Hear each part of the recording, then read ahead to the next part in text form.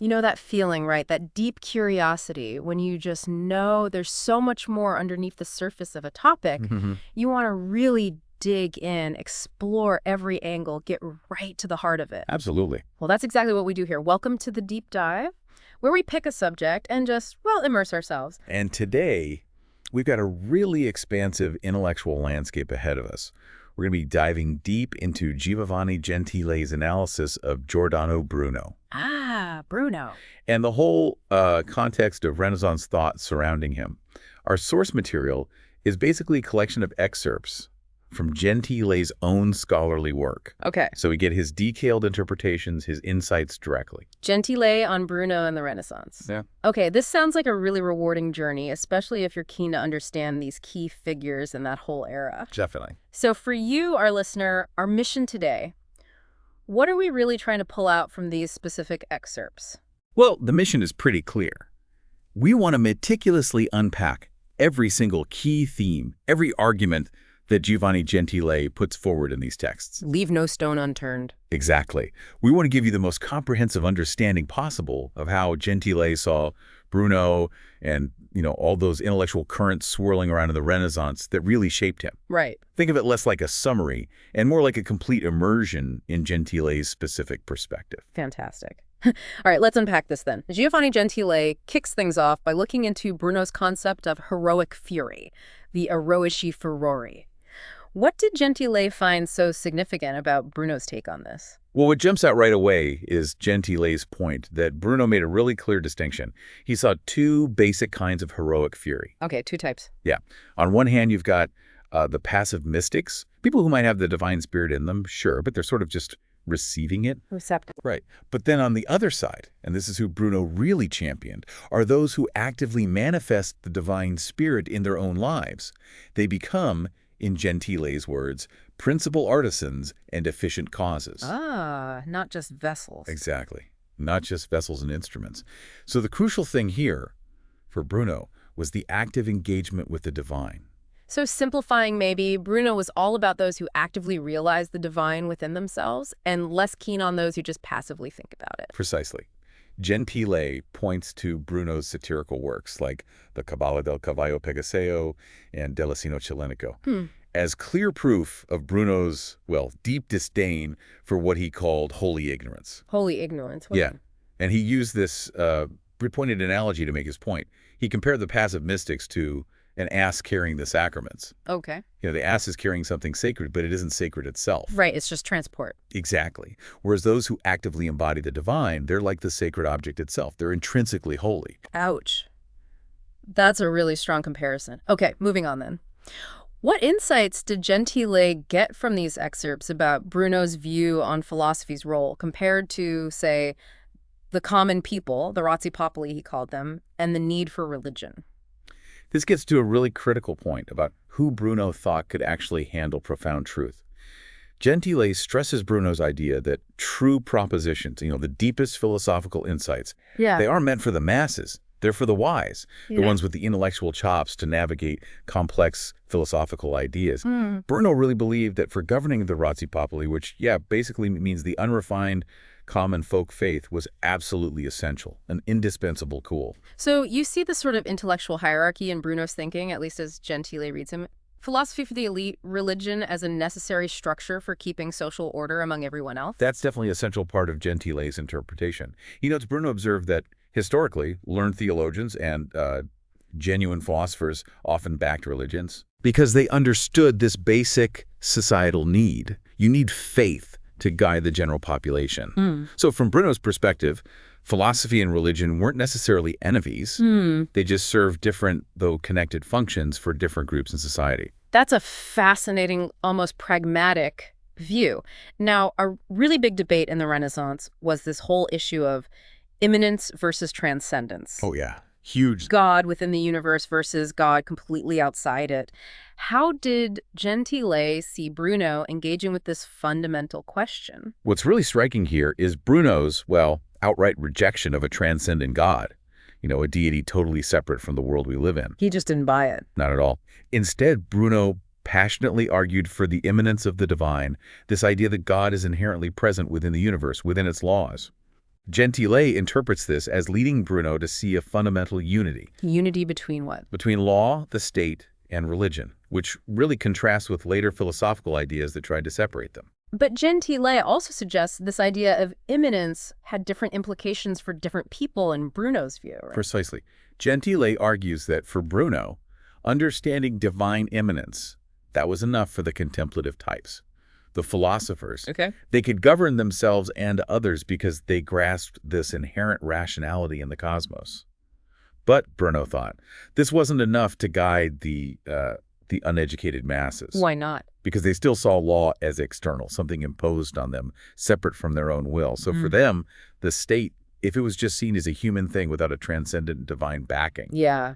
it would inevitably seem atheist, lacking that ultimate authority. Right. So a more abstract concept works for the intellectual few, but the majority need something more tangible, more external.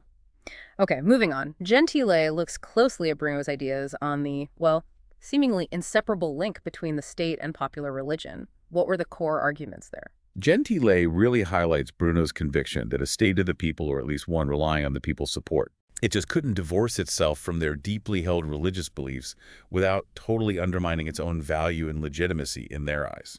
So the state's authority was tied up with the people's religion. Intricately interwoven, according to Bruno. And this connection, according to Gentile's reading, it creates a sort of ongoing tension over time. Indeed. Gentile points out that as public culture evolves, as collective understanding grows, Yeah. a natural contrast inevitably pops up between this developing human thought and the often more static traditional forms of public institutions, like religion or the state itself. So new ideas clash with old structures. Exactly. And this inherent tension, for Bruno, creates social friction, but it also drives a slow but ultimately unstoppable realization of a more, let's say, developed stage of humanity. Sounds like Bruno saw history as this constant negotiation between tradition and evolving human understanding. Let's shift focus now to the value of religion more broadly, as Gentile interprets Bruno. What's really interesting here is a specific quote Gentile brings up. It's attributed to the figure of Christ in Bruno's work, Chiron. Okay, what does it say?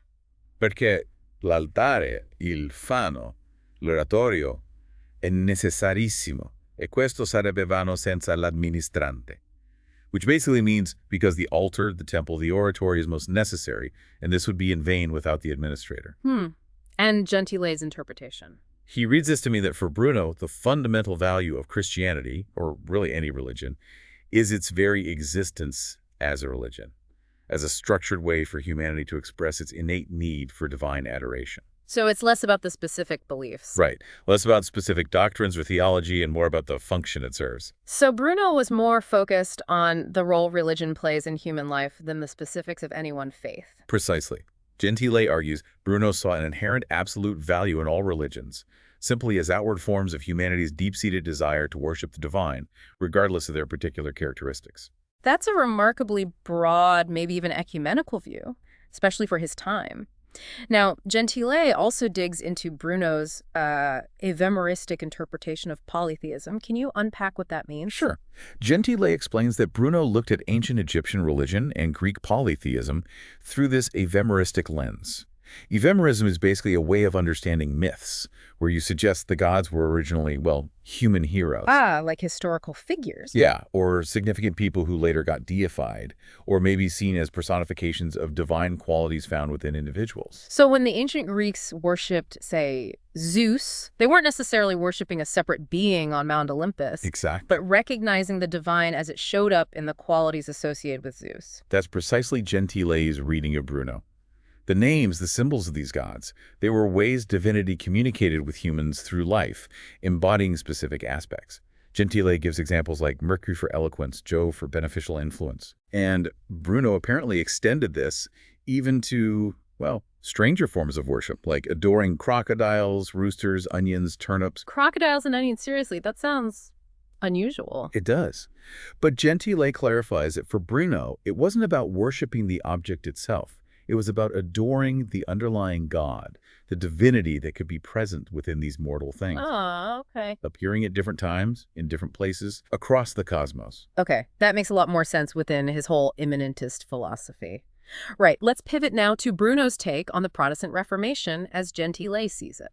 This is interesting because Gentile connects Bruno's thought to core Reformation ideas, like the denial of free will and justification by faith alone. Right. But Bruno actually had a pretty critical view of places like Geneva, Saxony, even England, key Reformation centers. Critical. Really? You might think Bruno, challenging authority himself, would find common ground with the reformers.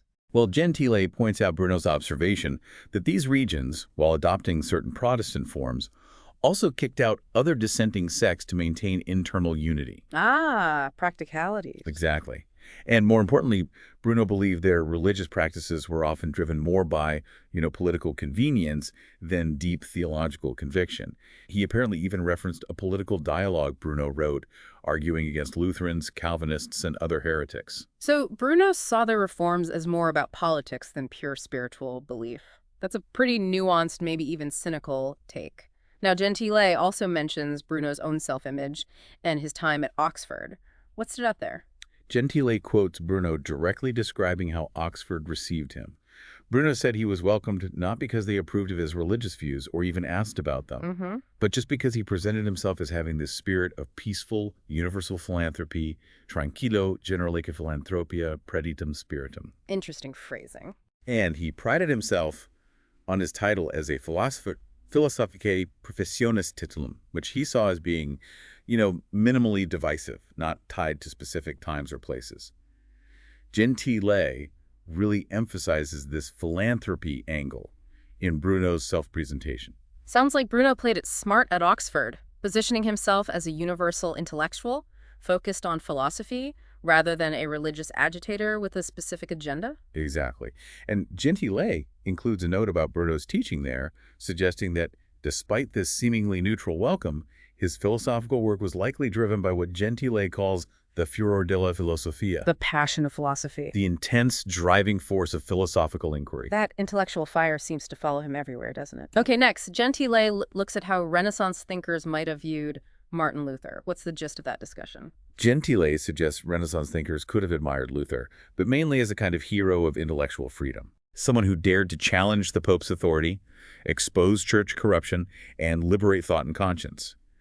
But Gentile also brings in Felici, who suggested these same thinkers, maybe later on after the initial Reformation dust settled, might have started focusing more on the potentially negative or destabilizing effects of Luther's actions. So a kind of mixed view, potentially admiration for the initial break, but maybe some worries about the long-term consequences. That's the idea.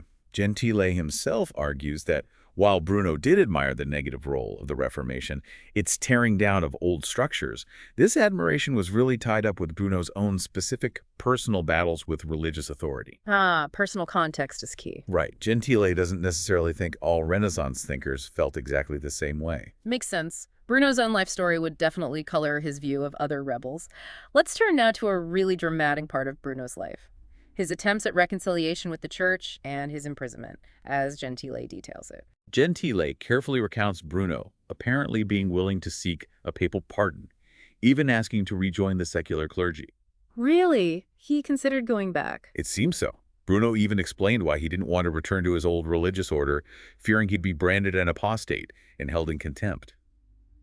And significantly, with this idea of reconciliation in mind, Bruno handed over some of his manuscripts to the Venetian inquisitor. Whoa. Manuscripts that, Gentile pointedly adds, scholars still can't access today. So it looks like Bruno was genuinely exploring ways to rejoin the church, at least in some form around this time. That's the picture Gentile presents. Now, this context is really important for understanding Bruno's famous genuflection in Venice before the Inquisition. How did Gentile interpret that apparent act of submission? Gentile offers a really fascinating, maybe counterintuitive reading. He argues Bruno's kneeling wasn't genuine weakness or a real recantation. No. What was it then? A calculated strategic move. Bruno, according to Gentile, felt the hour of martyrdom, the right time for ultimate sacrifice, hadn't arrived yet, not in Venice anyway. Gentile compares it to Bruno's earlier pragmatic choice not to push his beliefs on the Calvinists in Geneva. What Bruno really wanted at this point, in Gentile's view, was to eventually get to Rome, get a professorship, and continue his intellectual work. So, a strategic retreat. Self-preservation to keep fighting the intellectual fight on better ground later. That's exactly Gentile's take. He stresses Bruno's unwavering desire to continue his philosophy and his strategic judgment that Venice wasn't the time or place for the ultimate sacrifice. This brings us to the, well, sudden interruption of the Venetian trial. What happened there, according to Gentile? It seems like Bruno's gamble, his attempt to navigate the Inquisition, didn't quite pay off as he might have hoped. No, it didn't. Gentile explains the Pope himself intervened directly in the Venice proceedings. The Pope. Yes, formally asking for Bruno to be transferred from the Venetian Inquisition to the Roman Holy Tribunal.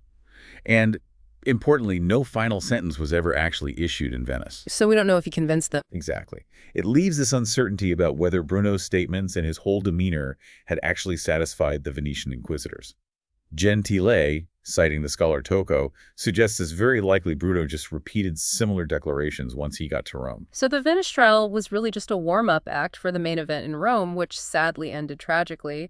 Did Bruno himself have any sense of the dangers waiting for him in Rome, according to Gentile? Gentile points to a poignant sonnet Bruno wrote that openly laments the often grim fate of philosophers and others caught up in the Inquisition's machinery. He wrote about it. Yes. And Gentile mentions another sonnet Bruno dedicated to someone who had actually died inside the Holy Office in Rome. Wow.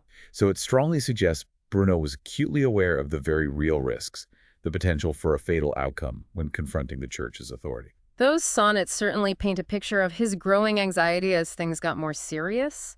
What about Bruno's initial hopes for Rome, though, as Gentile lays them out? Gentile notes, Bruno initially held on to the hope, which he's even mentioned in Venice, of being formally readmitted to the Catholic Church. He still hoped for that. Apparently. And he also had this big ambition to get a prestigious professorship in Rome under Pope Clement VIII. He thought the Pope liked learned men, but Gentile makes it very clear. These hopes were ultimately unfulfilled, tragically dashed by the reality he faced in Rome. The reality in Rome was much harsher than he might have hoped. This brings us to an interesting, often debated idea, the theory of double truth. How does Gentile think Bruno might have used this strategically in Rome? Gentile suggests that in Rome, facing much tougher scrutiny, potentially lethal danger, Bruno might have leaned on the theory of double truth more firmly, more strategically than before. Can you explain double truth briefly? Essentially, it's the idea that something can be true philosophically or scientifically, but false theologically or vice versa. Two different kinds of truth existing side by side. Gentile suggests Bruno might have used this intellectually, trying to show outward conformity to religious orthodoxy, while privately sticking to his core philosophical and scientific beliefs. It wasn't an uncommon tactic for thinkers navigating tricky religious waters back then. Walking a very dangerous intellectual tightrope. What specific criticisms of external, sort of superficial religion did Gentile find in Bruno's writings that hint at his real beliefs? Gentile pulls out several key passages where Bruno slams the tendency to look for divinity in specific people, or foods, or drinks, or just base matter, Instead of recognizing it everywhere, immanent throughout nature. Bruno also condemned religious doctrines that, he felt, told people not to fear doing wrong and instead rely on superstition and rituals rather than, actual good deeds and moral conduct. Right.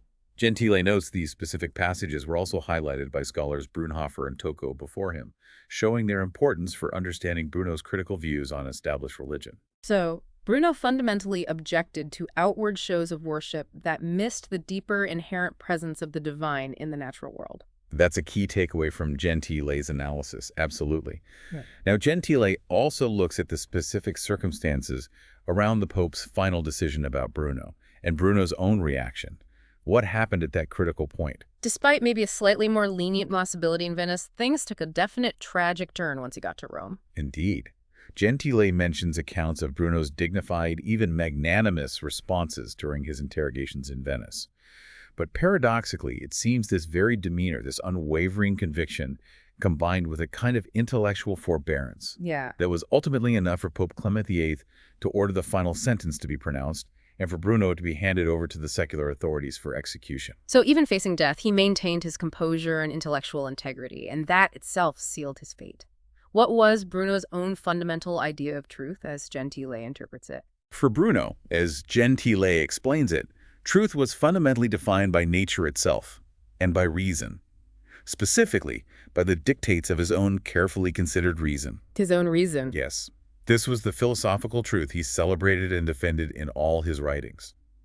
Gentile stresses how Bruno couldn't help but contrast his own relentless pursuit of this truth with what he saw as the, well, futile efforts of others. Ooh. Those who sought wisdom through superficial things, endless travel, just studying old monuments without critical thought, relying too much on the senses, which can deceive. So for Bruno, real truth came from rigorous inner philosophical work and rational thought, not external sources or received wisdom. Exactly. Gentile highlights Bruno's critique of those who, as Bruno saw it, had eyes but didn't really see God's light, ears but didn't hear his wisdom. Why not? Because they sought truth for personal gain, for worldly fortune, basically putting the divine second to human senses. And Bruno saw this leading inevitably to the rise of, outwardly impressive, solemnly adorned figures who ultimately replace a true understanding of God in the eyes of the masses. That's incredible, powerful imagery. Gentile also analyzes what's called Bruno's violent sortie against the Pope. What was the nature and target of that critique?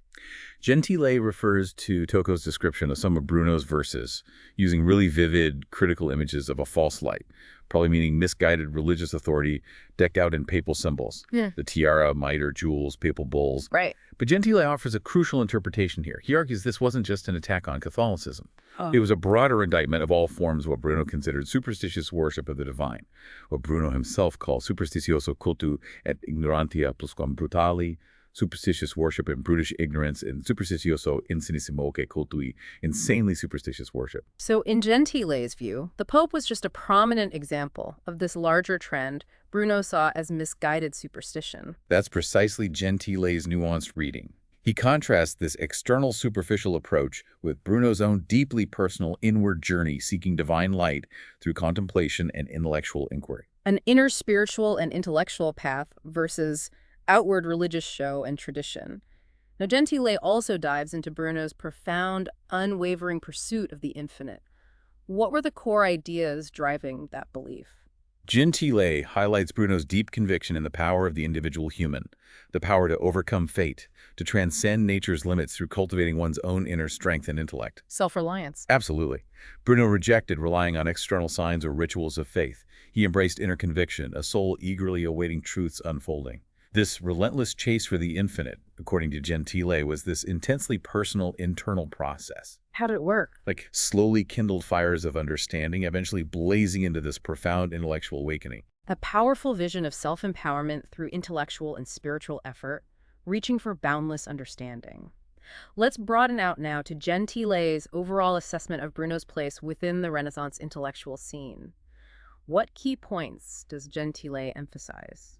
Gentile argues quite convincingly that Bruno really embodies the spirit of the Renaissance. He sees in Bruno this powerful revival of the ancient love for form and beauty in art, pursued for its own sake, independent of external religious or moral strings. Right. Art for art's sake, almost. Kind of. Gentile also stresses how the Copernican revolution profoundly impacted Bruno, elevating Earth and, by extension, humanity's place in the cosmos. And he connects Bruno's thinking to the rise of the independent communes and signori, those Italian city-states, as powerful expressions of human will and agency. So Bruno wasn't just some isolated philosopher. He was deeply connected to the big cultural, artistic, and intellectual shifts defining his time. Precisely. Gentile sees him as a culmination, a powerful embodiment of these Renaissance trends. However, in his detailed analysis, Gentile also identifies what he sees as a fundamental lack, maybe an incompleteness, in Bruno's otherwise vast philosophy. A lack, really, given how comprehensive Bruno seems. Well, Gentile suggests that while Bruno fully embraced the real infinity of nature, the cosmos, his system lacked a fully fleshed-out concept of a distinct God spirit that could make this infinite God nature truly understandable within his metaphysics. Gentile sees a potential tension, maybe an unresolved issue. Between what? Between affirming nature's infinity and at the same time implying a God existing somehow outside or beyond this infinite nature. But even with this perceived philosophical tension, Gentile constantly emphasizes Bruno's unwavering belief in his own views. He stuck to his guns. Absolutely. As he argued to the Venetian judges and wrote earlier in his Esseneggio le Senuri, the Ash Wednesday Supper, a possible philosophical tension between the infinite cosmos and a God outside it. Now, Gentile also analyzes a specific, quite revealing sonnet by Bruno about his sense of intellectual confidence and freedom. What does that poem show about Bruno's mindset? Gentile interprets that sonnet as this powerful shout of intellectual and spiritual freedom, a defiance against the fear of earthly fortune or even death itself. What kind of imagery does it use? Really rich imagery breaking chains, venturing boldly into the limitless infinite, soaring through the heavens way beyond physical limits. It speaks to this deep-seated sense of intellectual invincibility and unshakable confidence in his philosophical journey. A profound sense of intellectual invincibility, even facing real, imminent threats. This brings us to a somber but critical topic, the themes of faith, martyrdom, and Bruno's lasting legacy, as seen through Gentile's analysis. Gentile makes the point that deep faith almost inevitably involves some form of martyrdom. So Because established historical realities, entrenched beliefs, they naturally resist new, challenging ideas. Martyrdom, in this sense, isn't just physical death. It's the ultimate identification of a new faith with the human, historical, concrete spirit. Right. Gentile argues powerfully that the real mistake Bruno's judges made was failing to see that his philosophy, far from being extinguished by his death, would actually become more potent, more enduring afterwards. A tragic miscalculation of the power of ideas. How does Gentile suggest we should engage with Bruno's complex legacy today? Gentile issues this compelling call to sort of revive Bruno's spirit. He urges us to follow his glorious footsteps, gloriosi vestigia, by actively fighting against our own ingrained prejudices and errors in thinking. He also makes the sobering point that while the era of burning people at the stake is thankfully over, the forces of judgment, the potential for intellectual suppression, they still exist in society, including within the church. A powerful reminder that the fight for intellectual freedom and the pursuit of truth are ongoing, even without the most extreme persecution. Now, Gentile turns to a detailed look at interpreting Bruno's concept of the anima del mondo, the world soul. What are the different scholarly views Gentile presents? Gentile dives into this ongoing debate about whether Bruno's anima spiritualis, spiritual soul, refers mainly to the individual human soul or to this bigger, all-encompassing world soul. Okay. He lays out the arguments from the scholar Tocco, who believe true individuality and substance reside not in individual souls, but in this overarching world soul. So individual souls. Kind of like fleeting echoes or temporary operations of this single universal soul within matter. It connects to the idea of metempsychosis, soul transmigration, as just rearranging fragments of a dissolved organism. Responding to another scholar, Mondolfo, Tocco argued the substance of the individual soul is essentially the same as the universal soul it comes from, defining the individual soul as substantia individua, quatinus anima universalis, an individual substance, insofar as it is universal soul. So Tocco saw individual souls as expressions of this larger universal soul, not totally separate things. That sums up Tocco's view as Gentile presents it. After explaining Tocco's position, Gentile then offers his own nuanced take on the unity of matter and the role of intellect in Bruno's system. And what's Gentile's own view on this relationship between matter, individual souls, and the world soul in Bruno? Gentile suggests that maybe focusing on the world soul in Bruno isn't necessarily a critique, but just one way of interpreting his broader ideas about reality's fundamental unity. Okay. Gentile proposes we see matter in its totality as fundamentally one and inherently animated. The appearance of multiplicity, of division, arises from matter itself. Within this unified picture, concepts like absolute death or complete separation lose their usual meaning. What we see as distinct individual beings could be understood as maybe relative interruptions or specific modulations of the universal soul's continuous animating action as it plays out in the realm of multiplicity. So individuality is perhaps a temporary form within a larger, continuously animated reality of matter and spirit. Next, Gentile highlights a really potent quote from Bruno, emphasizing the importance of the individual who truly sees. What's the significance there? Gentile quotes Bruno. Ecco. Tutti gli orbi non vagliono per uno che vede e tutti stolti non possono servire per un sazio. Roughly. All the blind aren't worth one who sees, and all the fools can't serve for one who is satisfied. Strong words. Very. He also connects it to Heraclitus. Euyapta, e avio suc. One is worth 10,000 if he's the best. This really underlines Bruno's belief in the supreme value of individual insight, wisdom, intellectual capacity over just sheer numbers or popular opinion. So the will of the majority might work for practical laws. Right, the law of practice. But the law of science, of understanding truth, according to Gentile's reading of Bruno, lies in cultivated, regulated sentiment and logic, guiding cognition towards truth, freeing it from contradiction. So, in knowledge, quality and individual insight beat quantity and consensus every time. How did Bruno view the actual process of acquiring knowledge, according to Gentile? Gentile explains Bruno's idea that when thinking about knowledge acquisition, si considera la privazione dell'atto solo e non della facoltà ancora. You consider the lack of the act of knowing, not necessarily the lack of the faculty or ability to know. Meaning? Essentially, Bruno believed the basic ability to understand truth has two parts. One is natural talent, innate aptitude and genio. The other is what's acquired through disciplined thought and study disciplina. So for Bruno, science is, in a way, the daughter of science. New truths build on previous truths, which themselves came from regulated thought and feeling. So knowledge acquisition is cumulative, built on existing understanding through both talent and hard work. Now, Gentile discusses Bruno's interesting idea about intellectual progress over time. What was his argument there? Bruno argued quite compellingly that in certain areas, especially science, later generations are effectively older. They have a longer cumulative intellectual lifespan than their predecessors. How so? Because each new age benefits from building on the observations, discoveries, and knowledge gathered by those before them. He used the example of astronomers like Eudoxus and Callippus, Right. suggesting later astronomers naturally had more observational data to work with. He even used an analogy: compare the history of knowledge to the stages of a single human life. So intellectual history is like a person maturing, constantly learning across generations. Interestingly, Gentile notes Francis Bacon had a similar idea. How did Bacon's view align with Bruno's? Gentile points to Bacon's De Augmentis Scientiarum on the advancement of learning, noting Bacon's strikingly similar reversal of the traditional view, where the new science of his day saw ancient wisdom almost as the world's childhood. But Bacon added a crucial warning: don't just blindly love the new or the old.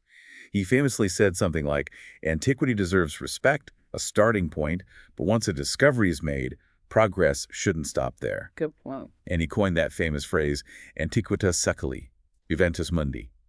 The antiquity of the age is the youth of the world, meaning our times are truly the ancient ones because the world itself is older, more experienced. A shared sense of intellectual progress, cumulative knowledge, but Bacon adding that valuable note about balancing respect for the past with embracing the present. Gentile then points out quite a few significant similarities between Bruno and Galileo. What were some key parallels he identified? Gentile highlights many striking similarities, even coincidences in their writings. He also notes the mystery of Galileo seemingly being completely silent about Bruno. It is. He specifically points out how closely a passage in Bruno's Scena about the progress of the human spirit matches a fragment by Galileo that says something like, "Io dire che le opinioni più antiche ed inveterate siano le migliori è improbabile." To say the oldest opinions are the best is improbable. Both seem to recognize later understanding can be more accurate, though, Gentile observes, in Galileo, this idea seems maybe more purely empirical, less philosophical than in Bruno, perhaps reflecting Galileo's more scientific focus. Shared recognition of progress, but maybe different philosophical flavors. Gentile also mentions Galileo's supporter Mario Guiducci. What did Guiducci add to this discussion about antiquity versus modern thought? Guiducci wrote this defense of contemporary philosophers who didn't just blindly follow antiquity. He argued, essentially, that using ancient wisdom is good, but not in the rigid way opponents suggested. How did he put it? He used this analogy. An old man indulging in youthful pleasures isn't truly living according to his ancient age. Guiducci said the real way to revive the oldest age in philosophy is to think about the oldest age of the world, which grows in perfection and experience over time. Reinforcing that idea that later generations building on the past can potentially see further, Gentile then draws comparisons with French thinkers like Arnauld and Pascal. How did their views on intellectual progress connect with Bruno's? Gentile suggests Arnauld and Pascal were perhaps even closer to Bruno's thinking, maybe because they had a stronger sense of the spirit's value, possibly influenced by mysticism. Okay. Arnauld flatly rejected the idea of intellectual decline over time, calling it ridiculous to think the ancients automatically knew more.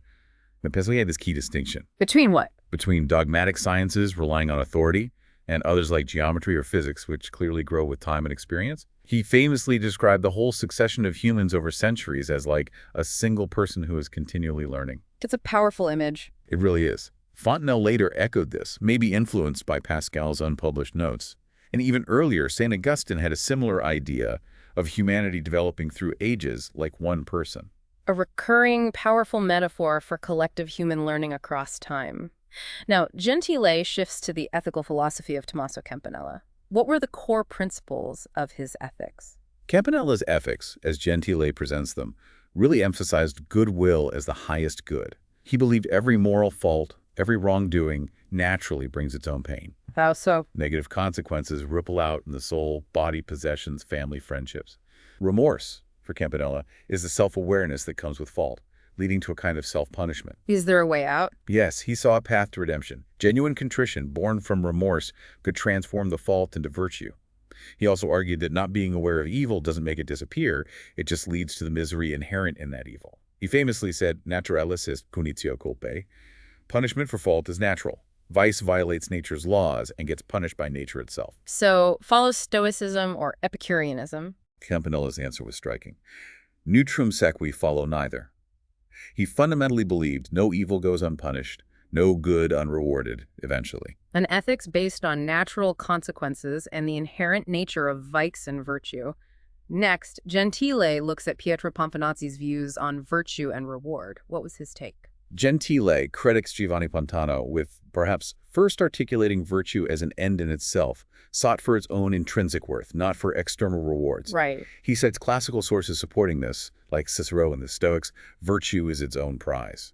Pomponazzi built on this, concluding that acting virtuously without expecting external reward is far more virtuous. And avoiding vice. Similarly, avoiding vice because it's inherently base and wrong is more praiseworthy than avoiding it just out of fear of punishment. The idea of virtue as its own reward resonates across so many traditions. Now, Gentile analyzes Bruno's poetic description of the human hand's ingenuity. What did Bruno focus on? Gentile looks at Bruno's verses, celebrating the hand as this amazing instrument of art and thought, capable of giving tongue to copper, making metal speak, basically. Wow. Bruno contrasted this human ingenuity sharply with animal limitations, like monkeys or bears. He highlighted our unique ability to manipulate the world, master elements, transform our surroundings through the skill of the hand guided by intellect. The hand as a symbol of our unique creative and transformative power. This leads to Gentile discussing Galileo's perspective on the limits and power of human intellect. What was Galileo's view? Gentile refers to Galileo's famous, quite humbling assessment in his dialogue on the two chief world systems. Galileo distinguished between extensive understanding, the sheer number of things we can know, and intensive understanding, how perfectly we can know a single thing. Okay. Extensively, Galileo felt human intellect is as nothing compared to the infinite, but intensively, focus on one specific proposition, we can achieve perfect certainty. Interesting balance. Yeah. Personally, Galileo reflected on how far he felt from creating new inventions, feeling almost unhappy, contemplating the vastness of human achievement. He concludes with the thought, "Sia questo il sigillo di tutte le ammirande invenzioni umane." Let this be the seal of all admirable human inventions. Gentile notes Galileo's implied idea of divinity within man was likely just echoing broader Renaissance ideas. A balanced view from Galileo, acknowledging the vast unknown, but celebrating our capacity for deep, certain understanding in specific areas. Next, Gentile explores Campanella's arguments about man transcending nature. What was his reasoning? Campanella argued humans aren't just another part of nature because, fundamentally, no effect can rise above its cause. Meaning? He pointed to our unique ability to understand and desire things far beyond basic elements, the sun, the earth, and our capacity to create things arguably higher than nature produces on its own. So where's that point? This suggests, for Campanella, our ultimate dependence isn't on lower nature, but on a higher cause, God.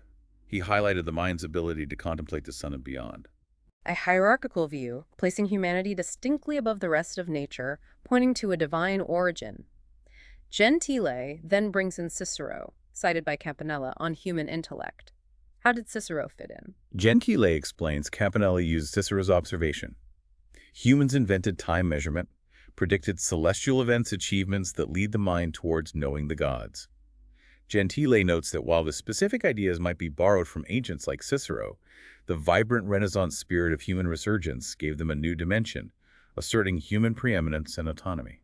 Building on classical foundations but infusing them with a new sense of human potential. This naturally leads to the Florentine Platonists and their emphasis on human dignity, as analyzed by Gentile. Gentile argues Campanella's contrast between spirit and nature came less from naturalism and more from Florentine Platonism. He notes Campanella deeply admired Pico della Mirandola and references Pico's famous oration on the dignity of man from 1486. Pico's oration, right? Gentile explains Pico started by acknowledging previous praises of human nature, but found them insufficient. Pico asked, why don't we admire the angels more? Ultimately, Pico argued, humankind is the true, unique miracle, created by God specifically to appreciate his creation. A bold declaration of human exceptionalism. What were Pico's specific arguments for this dignity, according to Gentile? Gentile highlights Pico's contrast between the fixed nature of other creatures and humanity's inherent changeability and potential for progress. Pico famously saw man as the creator of his own world, saying human arts fashion whatever nature fashions. Quasi non servis simus naturae, said Amile, as if we are rivals, not servants, of nature. Rivals of nature. Yes. He argued humans don't just imitate nature in art, but actively invade its domain with building and industry, perfecting and even correcting lower nature. So we transcend imitation and become active shapers, even rivals of nature. Pico also drew parallels between human power and divine nature, as Gentile points out. Can you elaborate? Gentile explains Pico's observation. Humans can govern themselves through counsel and art, exceeding bodily limits, emulating higher nature's works. Pico also noted our lesser need for lower nature's support due to our greater bodily gifts, allowing self-sufficiency in food, clothing, shelter, tools. And he highlighted our unique possession of fire, seen as a light celestial element. Unique human capabilities, suggesting a closer link to the divine and greater self-reliance. Pico also emphasized human dominion and potential for intellectual ascent, according to Gentile. Indeed. Gentile details Pico's argument. Humans don't just use elements, but adorn and measure earth and heavens, acting as God's representative on earth. Wow. Exercising dominion over all creatures, and ultimately able to ascend to the supercelestial divine mind through contemplation. A truly elevated vision of humanity's role and potential. Gentile then introduces Marsilio Ficino and his similar conclusion about the soul's divinity. What was Ficino's key point? Gentile quotes Ficino, Qui tot antique, dominator et immortales, Dei gerit visem, es procul dubio immortales. He who dominates the body in so many great things and acts as God's vicar is undoubtedly immortal. Ficino also noted the soul's inherent disdain for the body's merely subservient role. Another strong affirmation of the soul's divine immortal nature. Ficino also mentioned human ingenuity in understanding divine works, as Gentile explains. Gentile highlights Ficino's point. Only someone with similar artistic genius could truly grasp Archimedes' intricate constructions, like his celestial spheres. The implication, humans, having the intellect to understand the heavens, could also create such things given the materials. A link between creative power and the ability to decode divine creation. Pico also explored human free will and our potential for self-transformation, according to Gentile. What were the key ideas there? Gentile explains Pico's contrast. Celestial spheres follow fixed laws that humans have free will. We can choose a more or less worthy path. What are the consequences? Focusing on lower desires degrades us, makes us like plants or animals. Contemplating higher things elevates us, potentially making us quasi uno idio, almost one with God. Pico's powerful conclusion. Egli può farsi tutto quello che egli vuole. He can make himself whatever he wills. Ultimate freedom and responsibility for shaping oneself. How did Giordano Bruno build on these ideas of human potential, according to Gentile? Gentile notes Bruno emphasized how new, marvelous inventions arise from deep human intellect driven by necessity.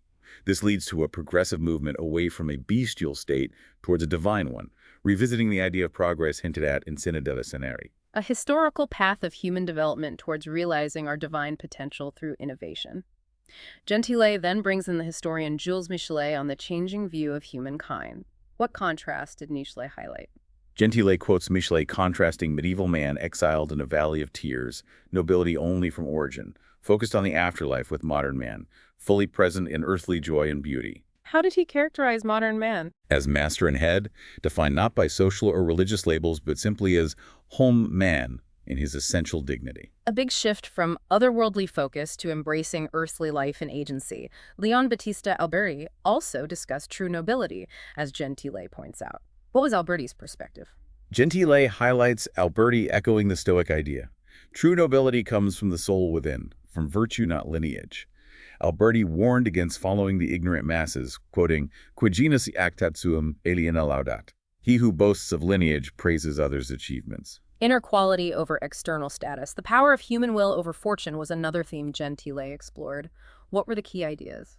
Gentile discusses the idea that blaming fortune often comes from lacking self-awareness and control over desires and laziness. Quoting, "Tole cupidites, tole ignavium, sustellaris imperium." Remove desires, remove laziness, and you remove fortune's rule. Pity, perhaps, for those who don't or can't fully use their own counsel, prudence, virtue. Taking responsibility, not just blaming external forces. Pontano and Petrarch also weighed in on fortune versus virtue, as Gentile notes. What were their views? Gentile points out Pontano stuck more to the ancient idea of fortune operating beyond human control, but Petrarch asserted the more empowering view. Sola virtus fortunae legibus libera est. Virtue alone is free from fortune's laws. Contrasting views on how much agency we have against chance. The historian Guicciardini also commented on praise and blame, as Gentile explains. What analogy did he use? Gentile highlights Guicciardini's sharp observation. Fortune might set the stage, but praise or blame comes from how you act in those circumstances. He used the analogy of actors in a play, saying value lies not in the role fortune gives you, but how well you play your part. Emphasizing individual action and character within life's unpredictable play, Gentile then notes how this new human-centered view gradually entered philosophy. How did this shift begin? Gentile stresses the humble beginnings. He introduces Bartolomeo Fazio's work, De Excellentia ac Prestantia Hominis, on the excellence and preeminence of man from around 1448. What was significant about Fazio's work in this evolving understanding of human dignity? Gentile explains Fazio's treatise, written while secretary to Alfonso of Aragon, was an early important contribution to this growing discussion about human excellence. Its completion was delayed by politics, but it was eventually dedicated to his patron, Alfonso. An early marker in exploring human worth. Gentile then turns to Giannozzo Manetti's influential De Dignitate Hominis on the dignity of man. How did Manetti build on this? Gentile sees Manetti's work from 1452-53 as more organic, more persuasive than Fazio's. He notes Manetti skillfully used older materials from classical figures like Cicero and Christian writers like Augustine, but infused them with a new spirit, building new arguments reflecting a new, more human-centered mindset. So Manetti synthesized tradition and new Renaissance thought to defend human dignity. What were some of his key arguments, according to Gentile? Gentile outlines Manetti's diverse points. He tackled views that saw the soul as physical or non-existent, countered beliefs praising death or lamenting life's hardships. What did he emphasize instead? The inherent pleasure in human activity, the body's suitability for complex actions, the soul's immortality, drawing on earlier arguments in Scripture. He also highlighted Augustine's view. Sentient nature, even in pain, is better than non-sentient matter, and rational nature is superior even in misery. A multifaceted defense of human existence's value, capability, and endurance. Manetti also directly rebutted Pope Innocent III's rather bleak view of human misery, as Gentile explains. What was their core disagreement? Gentile explains that while the Church often stressed earthly misery to exalt the afterlife, Manetti directly challenged Innocent III's arguments.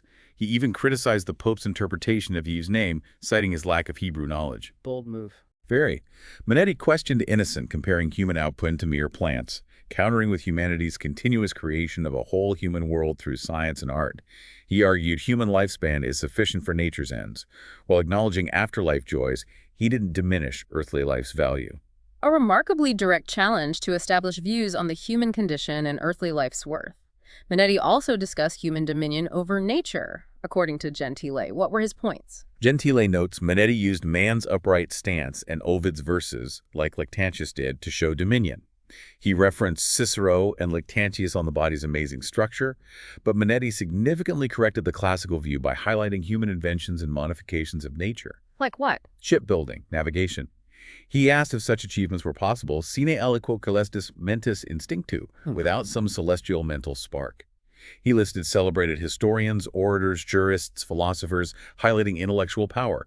He pointed to medicine, especially astronomy, culminating in theologians speculating on the divine. Seeing a divine spark in human achievement. Yes, their knowledge of hidden mysteries suggested minds like the creators. Memory and will also testified to the soul's divine nature. A wide-ranging case for human dominion based on physique, intellect, and creativity. Gentile also touches on Manetti's handling of tricky philosophical issues. How did he navigate those? Gentile points out Manetti acknowledged the materialist and pantheistic ideas of great philosophers. But despite knowing these challenging views, Manetti humbly declared his own sincere belief, ultimately relying on the Holy Scriptures. Prioritizing faith when facing fundamental philosophical quandaries. Finally, regarding Manetti, Gentile discusses his view on human invention and improving the world. What were his concluding thoughts? Gentile explains Manetti saw all machines and technologies as products of human or divinely inspired ingenuity. He believed the world became more beautiful, more refined, due to human intervention, explaining why early peoples worshipped inventors. So humans continue divine creation. Yes, perfecting the world, not just building on nature, but ordering and governing it for human ends. He cited cultivating the earth, distinguishing lands and cities. Speculative virtues aimed at God, practical virtues shaped the moral world. A vision of humans as active co-creators, stewards of the world. Now, Gentile turns to Leonardo da Vinci's unique perspective. What was his view on human dignity and our place in nature? Gentile clarifies Leonardo wasn't strictly a philosopher, but his art was the profound expression of his spirit, his lens on infinite nature. Leonardo elevated painting to the highest power, comparing it to music, revealing the artist's soul in his treatise on painting. Art as divine. Yes, a divine thing, worthy of reverence. God almost competing with himself through human art, revealing himself to human minds. Art is divine expression and a way to understand nature.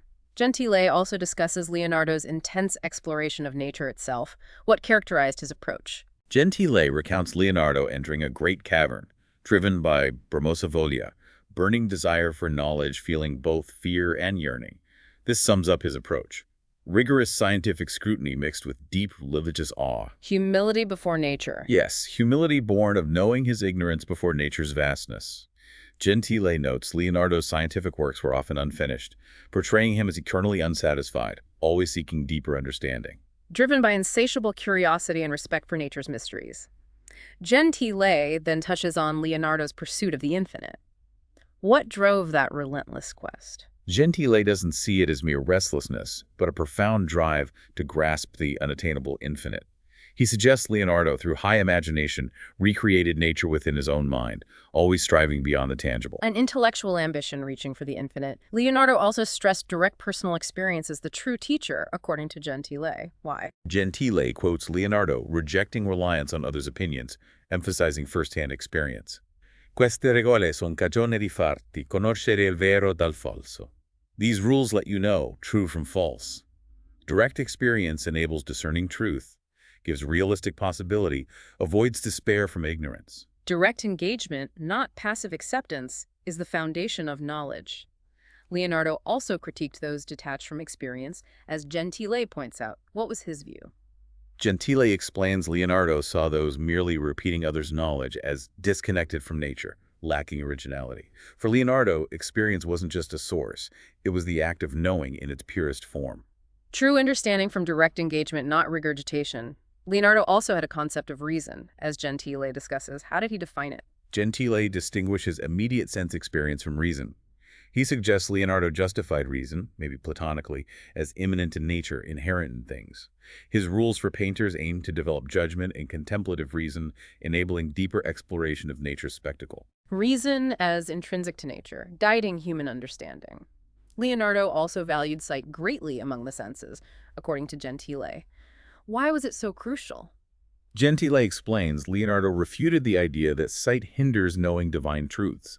He called the eye the Signore dei Sensi, Lord of the Senses, crucial for preventing confusion and falsehood.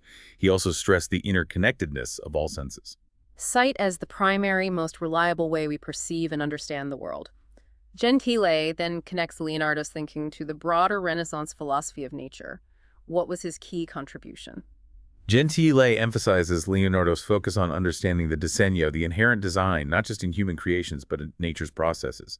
He saw necessary, rational finality in nature, governed by reason, not blind mechanics, echoes of Neoplatonic providential governance. Seeing purpose and design in nature. Yes, Leonardo admired the world's economy and used finality as a heuristic tool in his investigations. Gentile also touches on Leonardo's scientific method. What were its core parts?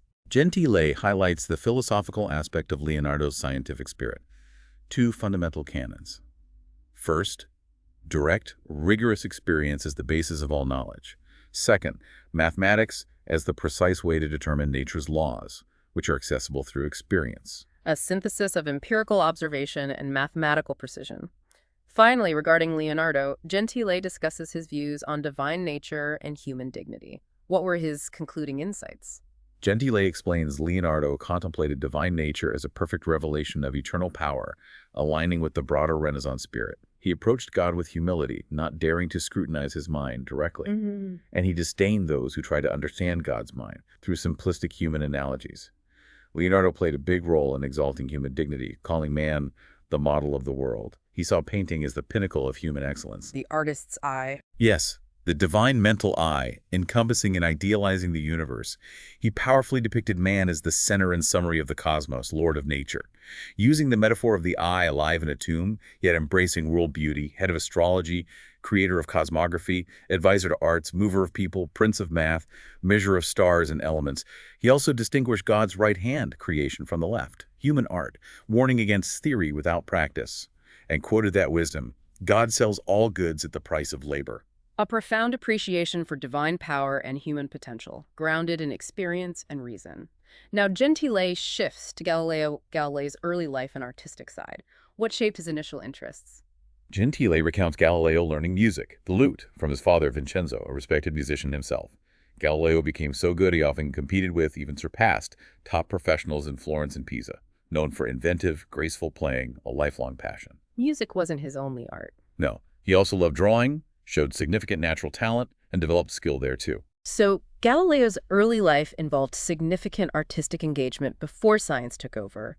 What led to that pivotal shift toward science, according to Gentile? Gentile points to Ostilio Ricci, a mathematician and Medici tutor, as the key influence sparking Galileo's deep interest in math and mechanics. The turning point. Exactly, leading him to focus on these scientific disciplines. This period saw his early inventions and the start of his scientific career in Pisa. Gentile notes a possible contrast with Francis Bacon's emphasis on science's practical utility. A shift from arts to math and mechanics, but maybe still driven by similar curiosity. Gentile then discusses Galileo's productive time as a professor in Padua. What were some key achievements then? Gentile details Galileo's diverse work in Padua.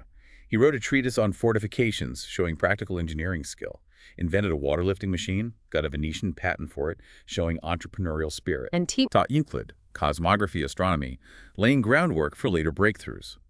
Around 1597, he perfected the geometric and military compass, a versatile calculator, and wrote instructions for it.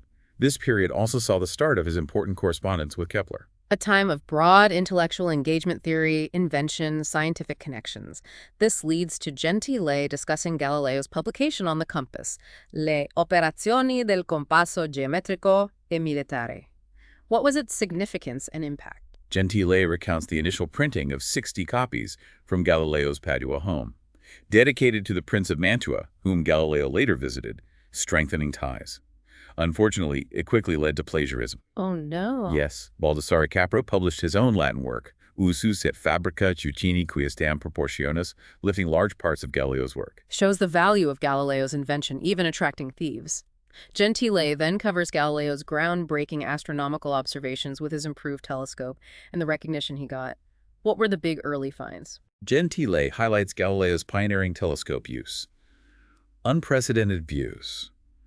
The moon's detailed surface, mountains, valleys, resolving the Milky Way into countless stars, discovering unseen nebulae. And the famous moons. Most famously, January 1610, discovering Jupiter's 4 largest moons, naming them the Medicean stars for his patrons.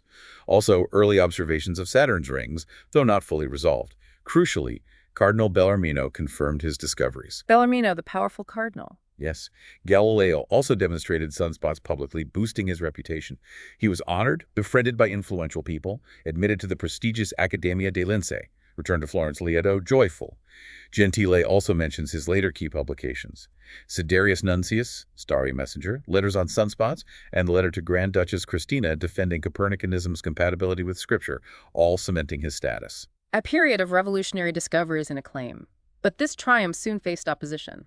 Gentile discusses Galileo's defense of science against scripture interpretation. What was his core argument in that fateful debate? Gentile stresses Galileo's main goal was defending the new scientific understanding, especially Copernican heliocentrism, against opposition from both scientific tradition, Aristotle, Ptolemy, and religious interpretations of Scripture. He tried to separate science and religion. He sought a distinction between dogmatic religious domains and rational scientific inquiry, arguing they were irreconcilable when contradictory, though Gentile finds this separation may be lacking in Galileo's own approach. Gentile then summarizes Cardinal Bellarmino's influential letter to Foscarini on reconciling Copernicus and Scripture. What was Bellarmino's stance? Bellarmino argued forcefully, interpreting Scripture against the consensus of the Church Fathers requires absolute, irrefutable scientific proof. He asserted the literal reading of Genesis, etc., placed the sun revolving around a stationary earth at the center. Contradicting this was heresy, because the Holy Spirit inspired the prophets and apostles. So he demanded proof. Vera dimostrazione, true demonstration for earth motion. He argued from the Father's authority, saying God gave them wisdom, so they wouldn't contradict demonstrable truth. He also addressed the speaking according to appearances argument, using the shore analogy. Bellarmino countered, the shore appears to move, but there's no such obvious correction for the earth moving. A fundamental clash. Empirical science versus traditional scriptural interpretation backed by huge religious authority. This led to Copernicanism's condemnation, as Gentile recounts. What were the immediate results for Galileo? Gentile recounts the Holy Office's 1616 declaration condemning Copernican theory as contrary to Scripture, thus heretical. Cardinal Bellarmino then personally told Galileo he must stop professing or defending it in any way. Silenced. Officially. But Gentile notes Galileo secretly continued his thinking and research on the two world systems. Formal silencing, but his mind kept working. However, the debate wasn't over. Gentile discusses the comets and Galileo's involvement, leading to Il Saggiatore, the assayer. How did this escalate things? Gentile explains 3 comets in 1618 reignited debate. The Jesuit astronomer P. Orazio Grassi published an Aristotelian Ptolemaic view. This prompted Galileo to express his own ideas. Ow! Initially via his student Mario Guiducci reading a discourse on the comets, Grassi attacked Galileo's ideas pseudonymously in Liber Astronomica Actio Philosophica. Galileo, never backing down, meticulously refuted Grassi in his brilliant polemical work Il Saggiatore, published 1623. The intellectual battle continues, shifting from scripture to observation and debate. But this led to a much more serious confrontation. Gentile recounts the condemnation of Galileo's Dialogo and the trial's tragic end. What was the final outcome? Gentile recounts the eventual ban of Galileo's masterpiece, Dialogue on the Two Chief World Systems, and Galileo's forced abjuration of Copernicanism in 1633. He stresses the context. Aging Galileo, nearly 70, frail, explicitly threatened with torture. Horrific. Gentile underscores the profound offense to human dignity in Galileo's forced kneeling and public recantation of his deepest intellectual convictions. A tragic climax to the clash between science and religious authority. A deeply tragic end to a brilliant career, forced to renounce his findings under duress. Now, Gentile broadens out to understand the Renaissance as this period of human resurgence. What defined this era? Gentile characterizes the Renaissance primarily by the revival of deep studies in classical Greek and Roman literature. He clarifies humanism is best seen as a key part within this broader Renaissance concept of humankind. So rediscovering classical achievements was central. How did this shift from the medieval worldview manifest in human focus, according to Gentile? Gentile contrasts medieval focus on the inner soul life with Renaissance man's outward gaze, embracing the world's totality. The human viewpoint became more naturalistic, expanding to actively engage with nature. From inward soul to outward world, Gentile stresses needing a precise understanding of humanism's broadening horizons. What were the key intellectual shifts? Gentile explains, humanism broke from medieval scholasticism, especially the Averroistic idea of intellect separate from individual personality. Humanist arguments emphasize the divine's immanence within the human spirit, within their own philosophical limits. The general medieval spirit leaned towards transcendence, God as outside individuals. Rejecting that separation between divine and human spirit, Gentile then examines medieval religious and political life. How did philosophy intertwine? Gentile notes philosophy was deeply interwoven with religion, art, and concrete politics. He highlights the 13th century Dominican Francis. He interprets the doctrine of poverty as a somewhat negative view of the spirit, which he equates with work, thus wealth. Work is concrete individuality, conscious force. Christian origin, but parallels Buddha or Antisthenes. A medieval spirit, perhaps detached from material work and individual expression. Gentile also looks at the medieval commune's limits. What were its shortcomings in his view? Gentile sees the commune mainly as a spontaneous expression of economic social forces, its deeper meaning missed even by Dante. He argues it didn't transcend medieval limits, lacking a concept of the state as manifesting individual activity. It prioritized the populo over lords, the corporation over the individual, absorbing individual will into class interests with merely economic value. A political form that didn't fully empower the individual agent. In contrast, Gentile calls the Renaissance state a work of art. What does he mean?